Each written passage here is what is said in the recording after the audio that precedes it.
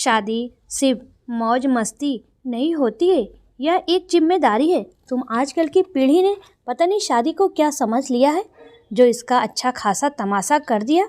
इस पवित्र रिश्ते को पता नहीं तुम लोगों ने क्या समझ रखा है। ममता अपनी बेटी को डांटते हुए बोली। मम्मी, आप अपनी समझाइश अपने पास रखिए।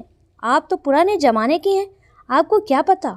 मेरी समीर के साथ बिल्कुल नहीं बन रही है और अब ना पहले जैसी बात रही। मैं इस रिश्ते को अब यहीं रोकना चाहती हूँ। तो इसमें गलत क्या है? जीविसा भी कहाँ पीछे रहने वाली थी। हाँ बेटा, हम लोग भला क्यों समझेंगे, आखिर हमारी समझ में आती कहाँ है। हम तुम्हारी तरह मॉडल थोड़ी ना है जो आज पति से भी जी भर गया तो रिश्ते बदलने की बात करे। शादी के बाद तुम्हें एहसास हो रहा है कि वो तुम्हारे टाइप का नहीं है, जबकि तुमने लव मैरिज की है। ममता जी बोली। मम्मी, आखिर गलती तो इंसान से ही होती है ना, मुझसे भी हो गई। मुझे पहले यह बात समझ में नहीं आई थी, लेकिन अब शादी के बाद मुझे समझ में आ गया कि मैं उसके साथ अपना जीवन नहीं बिता सकती। इसलिए प्लीज़ आप मुझसे ज़बरदस्ती मत कीजिए कि मैं इस रिश्ते को निभाऊं। जीविसा यह कहकर अपने कमरे में चली गई। पीछे ममता जी अपना सिर पकड़कर बैठ गई। आखिर अपनी बेटी को समझाए तो समझाए कैसे, उसे तो कुछ समझना ही नहीं है। एक ही बेटी है, ससुराल में कमी कुछ नहीं है, पर फिर भी पता नहीं क्यों अपनी शादी तोड़ने पर तुली हुई है। कारण पूछने पर बस इतना ही कहती है कि अब उसकी अपने पति समीर के लिए पहले जैसी फीलिंग नहीं रही। अब समीर को लेकर उसे वो वाइब्स नहीं आती जो पहले आती थी। पता नहीं ये आजकल की जनरेशन ने रिश्ते को वाइब्स में क्यों बदल दिया है। अगर किसी रिश्ते के लिए कोई वाइब्स नहीं है तो उस रिश्ते को ही तोड़ दो। और अधिकतर ऐसे रिश्ते तो खुद उन्होंने चुने होते हैं। ऊपर से उन्हें अपनी पुरानी पीढ़ी तो अनपढ़ लगती है। उनके अनुसार तो वो लोग सिर्फ रिश्ते ढो रहे थे और खुद को काफ़ी प्रैक्टिकल समझते हैं। यही हाल जीविसा का था। अभी 7 महीने पहले ही तो जीविसा की शादी समीर के साथ हुई थी। समीर और जीविसा एक ही कॉलेज में पढ़ते थे, वहीं दोनों ने एक दूसरे को पसंद किया था। कॉलेज पूरा होते ही जैसे ही समीर की नौकरी लगी, वैसे ही दोनों ने इस रिश्ते को शादी में बदलने के लिए अपने परिवार वालों से बात कर ली। दोनों के ही परिवार वाले खुले विचारों के थे, इसलिए उन्हें भी इस रिश्ते से कोई इतराज़ नहीं था। आखिर चटमंगनी पट विवाह हो भी गया।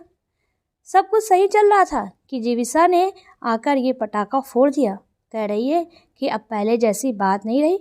न समीर अब पहले की तरह घूमने फिरने उसके साथ जाता है और न ही घर का माहौल उसे ठीक लगता है।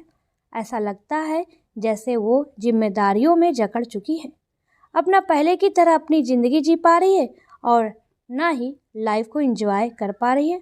समीर को अपनी सैलरी का काफ़ी हिस्सा अपने माता पिता को भेजना पड़ता है। आखिर उसकी शिक्षा के लिए उसके माता पिता ने लोन भी तो उठाया था। फिर पढ़ाई पूरी होते ही उसकी शादी भी हो गई।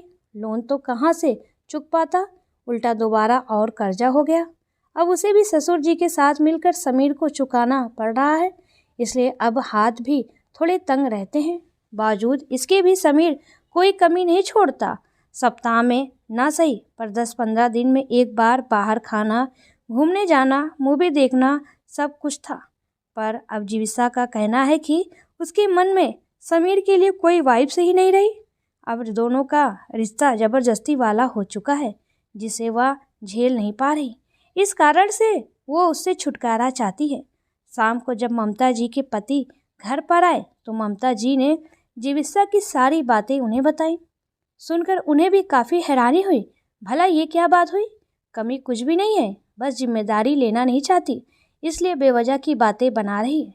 उन्होंने ममता जी से कहा, अच्छा, इस मामले को मैं अपने हिसाब से हैंडल करूँगा, तुम कुछ मत कहना, बस मेरी हाँ में हाँ मिलाते जाना। आप ऐसा क्या करने वाले हो, मुझे भी तो बताओ, और फिर मैं क्यों ना बोलूँ, माँ हूँ उसकी, उसे समझाना मेरा फ़र्ज है। ममता जी के सवालों को सुनकर उनके पति ने कहा, ये आजकल के बच्चे हैं, उन्हें उन्हीं की भाषा समझ में आती है। हम उसे जितना समझाएंगे वो नहीं समझेंगे। बेहतर है हम भी अब प्रैक्टिकल होकर सोचें। पता नहीं क्या चल रहा है तुम्हारे मन में। ठीक है, मेरा क्या है, मैं भी हाँ में हाँ मिला लूँगी। कहकर ममता जी ने भी तसल्ली दी। अच्छा ठीक है, अब तुम खाना लगाओ, खाने की टेबल पर ही हम उससे बात करेंगे। पर एक बात बताओ, क्या उसने अपने ससुराल वालों से या समीर से अभी तक इस बारे में कोई बात की है?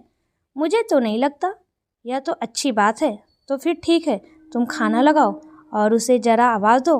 अब तो खाने की टेबल पर ही बात होगी। थोड़ी देर बाद सब लोग साथ में खाना खाने बैठे। तब जीविसा से उन्होंने पूछा, बेटा मैंने सुना है कि तुम इस रिश्ते को ख़त्म करना चाहती हो। पहले तो जीविसा से कुछ बोलते नहीं बना, पर फिर कुछ सोच कर बोली, हाँ पापा, अब ये रिश्ता मुझे बोझ लगता है। ऐसा लग रहा है जैसे मैं इसे ज़बरदस्ती ढो रही हूँ। इस रिश्ते में पहले जैसी कोई बात नहीं रही। बस ऐसा लग रहा है कि जिम्मेदारी का टोकरा सिर पर रख रखा है और मैं उसके नीचे दब चुकी हूँ। हर चीज़ के लिए पूछना पड़ता है, पैसे खर्च करने से पहले इजाज़त लेनी पड़ती है। मैंने तो यहाँ कभी ये सब नहीं देखा। बताओ मैं वहाँ कैसे एडजस्ट करूँ? जीविसा मुंह बनाते हुए बोली, खैर कह तो तुम सही रही हो। जब रिश्ता ज़बरदस्ती का हो जाए तो उसे ढोने से अच्छा है कि छोड़ देना चाहिए। अपने पापा की बात सुनकर जीविसा खुश हो गई, जबकि ममता जी ने हैरानी से देखने लगी। ममता जी धीरे से उनके कान में बोली, उसे समझा रहे हो या उसके घर में आग लगा रहे हो? यह सुनकर उनके पति ने उन्हें घूर कर देखा तो वो चुपचाप अपनी कुर्सी पर बैठ गई। फिर उसके पापा कुछ सोचकर बोले, पर बेटा उसके बाद क्या? कुछ सोचा है? ज़रूर तुमने कुछ ना कुछ निर्णय तो लिया होगा कि आने वाले वक्त में अब तुम्हें क्या करना है। कुछ तो फ्यूचर प्लान्स होंगे तुम्हारे भी। पापा उसके बाद क्या सोचना है? यहीं आकर रहूँगी आपके पास। अपने घर में भला क्या कमी है? सब कुछ तो है। एक मिनट बेटा, इस गलत फहमी में मत रहना। अचानक जीविसा की बात को काटते हुए उसके पापा ने कहा। अब हैरान होने की बारी जीविसा की थी। बेटा हमने तुम्हें पढ़ा लिखा दिया, इस लायक बना दिया कि तुम अपने पैरों पर खड़ी हो सको, अपने आप अपने जीवन के फैसले ले सको, अपना करियर बना सको। वही हमारी जिम्मेदारी ख़त्म हो चुकी है। अब इसके आगे की जिम्मेदारी के लिए हम तैयार नहीं हैं। पर पापा फिर मैं कहाँ जाऊँगी? मुझे क्या पता, शादी करने का डिसीजन भी तुम्हारा था, अब अलग होने का डिसीजन भी तुम्हारा है। और अलग होने का कारण भी कोई ऐसा नहीं है कि जिसमें तुम्हें हमारी मदद की ज़रूरत पड़े। बस तुम्हें अपने पति के लिए वाइफ नहीं आ रही है। जीविसा उनकी बात सुनकर उनका मुंह ताक रही थी। उसे बिल्कुल उम्मीद नहीं थी कि पापा इस तरह की बातें बोलेंगे। उसे इस तरह अपनी तरफ देखकर उसके पापा ने कहा, देखो बेटा, ये सब पहले की बातें थी कि बेटी का अगर घर टूट जाता था तो मायके वाले उसे सिर ढकने के लिए जगह देते थे। आजकल की लड़कियां पढ़ी लिखी होती हैं। थोड़ा प्रैक्टिकल होकर सोचो, तुम्हें भला हमारी कहाँ ज़रूरत है? माना कि हमारे घर में कोई कमी नहीं है, लेकिन हमारे भी तो अपने कुछ फ्यूचर प्लान्स हैं। अब हम तुम्हारी पढ़ाई शादी की जिम्मेदारी से मुक्त हो चुके हैं, तो अब हम दोनों भी तो कहीं ना कहीं अपने घूमने फिरने के शौक़ को पूरा करेंगे। और फिर बेटा बी प्रैक्टिकल, कब तक पेरेंट्स पर डिपेंड रहोगी? ओके बेटा, मैंने खाना खा लिया है, अब मैं सोने जा रहा हूँ। जब भी डिवोर्स लो तो बता देना। आफ्टर ऑल हम भी तो मॉडल ज़माने के पेरेंट्स हैं, हमें इससे कोई समस्या नहीं है। कहकर जीविसा के पापा सोने चले गए।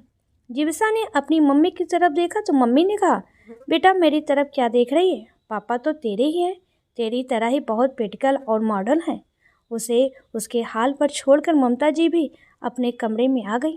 खैर दूसरे दिन ममता जी और उनके पति जब उठकर अपने कमरे के बाहर आए, तब तक जीविसा अपने सामान के साथ ससुराल जाने के लिए तैयार हो चुकी थी। उसे सामान के साथ देखकर ममता जी ने पूछा, कहाँ जा रही है? अपने पति के घर जा रही हूँ। कम से कम वो इंसान मेरे नखरे तो उठाता है। यहाँ तो सारे प्रैक्टिकल और मॉडल बने बैठे हैं। और तुनकते हुए अपने सामान के साथ बाहर आ गई, जहाँ कैब आ चुकी थी।